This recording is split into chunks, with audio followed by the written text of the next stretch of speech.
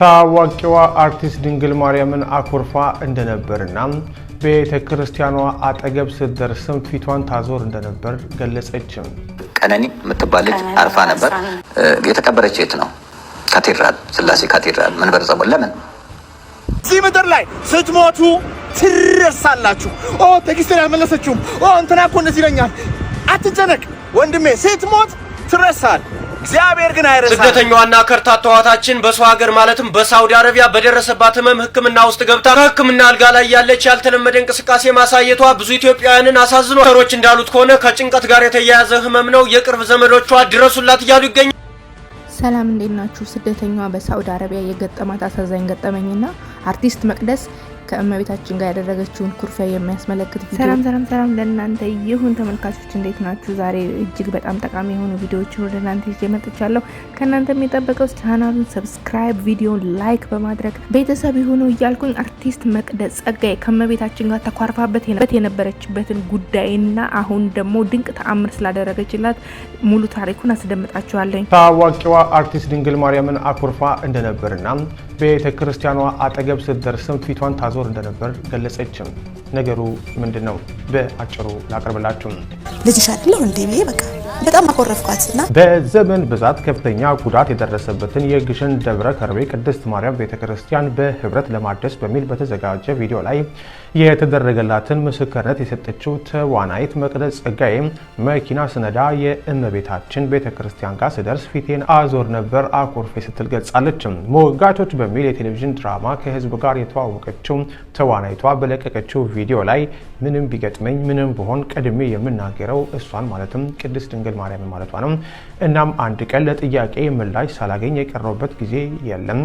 በጣም ከተደረገላቸው በጣም ከተጎበኙ ሰዎች መካከል አንዷ ነኝ። እኔን የሚያገኝ የኢትዮጵያ ህዝብ እንዳለ ከመቤታችን ጋር ያለኝን ነገር ያውቃል እና የዛን ጊዜ ጥያቄዎቼ ምላሽ አጡ። ጭራሽ የባስ ብሎ በጣም የማልጠብቀው ችግር ህይወቴ ውስጥ ተፈጠረ። አኮረፍኳት ስትል ትደመጣለች። ምስክርነቷን ቀጥላም በጣም ነው የሚገርመው። እግዚአብሔርን አኮረፍኩት።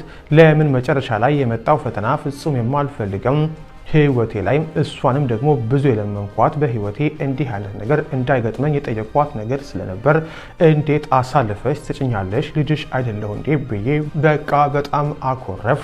እና በጣም የሚያስቀው ነገር መኪና ስነዳ የእመቤታችን ቤተክርስቲያን ጋር ስደርስ ፊቴን አዞራለሁ ላለመሳለም ማለት ነው በማለት ሁኔታውን አስደታለች።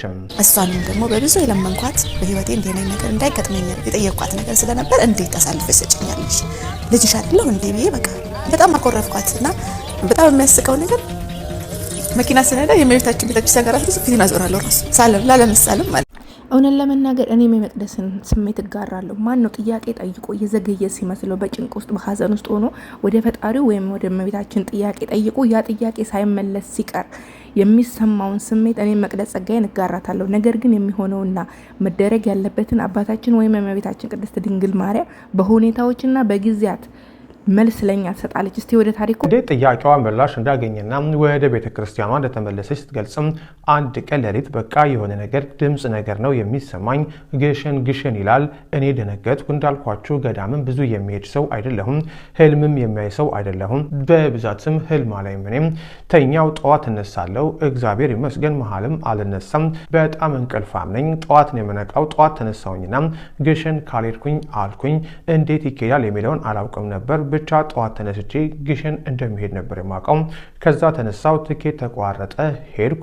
እመቤቴን እንዴት እንደወጣሁት አላውቅም። ያንን ዳገት የግሸንን ዳገት ታውቁታላችሁ። እንዴት እንደወጣው እመቤቴ ነው የምታውቀው። በር አደረገች በማለት ምስክርነቷን ሰጥታለች። የተለያዩ ታዋቂ ሰዎች የግሸን ደብረ ከርቤ ቅድስት ማርያም ቤተክርስቲያንን ለማደስ በማህበራዊ ሚዲያ የተለያዩ ቅስቀሳዎችን በማድረግ ላይ የሚገኙ ሲሆን ከነዚህ መካከልም ተዋናይት መቅደስ ጸጋዬ አንዱ። ሞዴልና የማስታወቂያ ባለሙያ ቀነኒ አዱኛ በቅርቡ እንግዲህ በግፍ ተገላ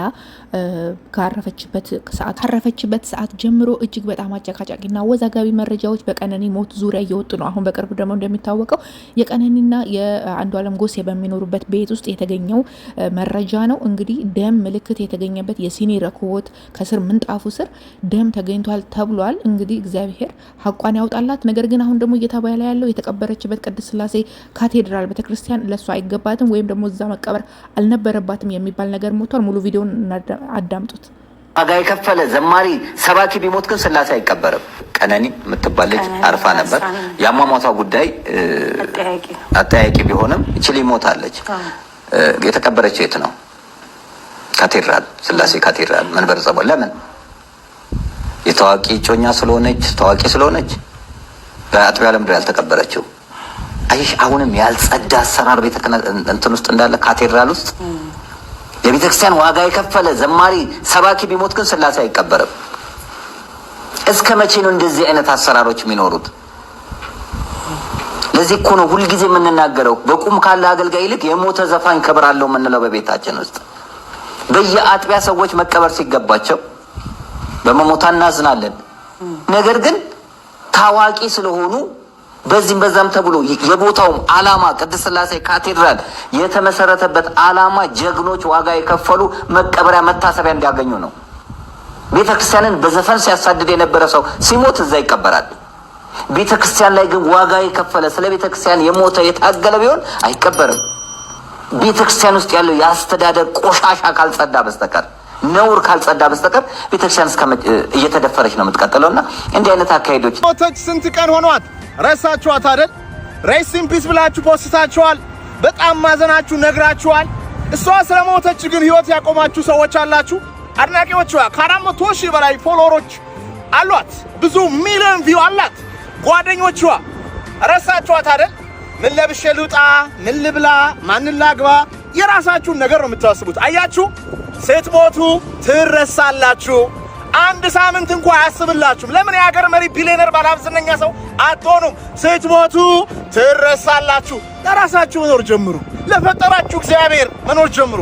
ምክንያቱም የማይረሳችሁ እሱ ነው። እዚህ ምድር ላይ ስትሞቱ ትረሳላችሁ። ቴክስት ያልመለሰችውም እንትና እኮ እንደዚህ ይለኛል። አትጨነቅ ወንድሜ፣ ስትሞት ትረሳል። እግዚአብሔር ግን አይረሳህም። ለምን ፈጠርከኝ ብለህ ጠይቀው።